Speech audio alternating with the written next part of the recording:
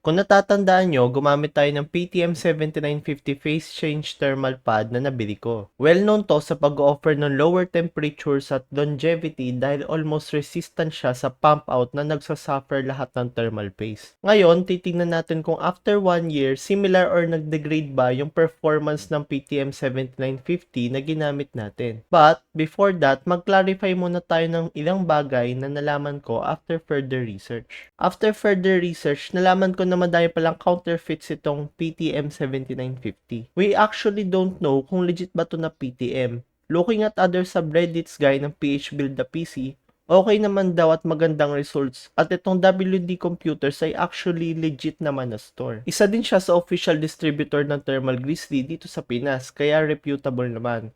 Pero I still don't know kung legit ba tong PTM o hindi. Setting that aside, we will test this same dun sa test natin 1 year ago.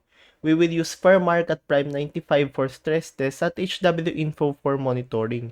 Elevated using Deepcool UPAL at 25 degrees AC sa Acer VX15. Makikita natin na when it comes to CPU temperature, almost the same pa din yung temperature nila under load, which is great. That means hindi nag-degrade yung performance ng phase change thermal paste natin after 1 year. On GPU naman, we can actually see na parang bumaba pa nga yung temperature natin on average. Makikita din natin dito yung peaks na biglang bumababa yung temperature. I assume na this is when the paste ay nagpe-phase change from solid to viscous liquid gaya ng thermal paste. Based on our results, goods na goods pa din yung ating PTM 7950 na ginamit natin based on sa test natin.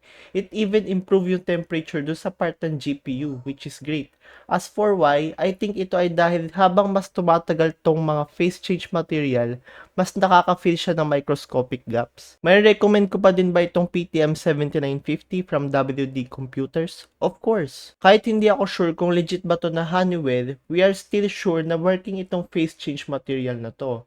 Nakita naman natin na temperature stayed the same and even improved after 1 year. Sa thermal paste, baka na-degrade na yung performance after 1 year dahil sa pump out. Siguro, the only thing that can affect tong result na to is di na masyadong nagagamit tong laptop na to sa heavy workloads gaya ng gaming. Dahil doon, di pa masyadong nagamit yung paste na to at nag-degrade. Kung gusto nyong itry to, maglilive ako ng link sa description kung saan ko siya nabili. So yun lang guys, don't forget to like, comment, and subscribe. See you again next time.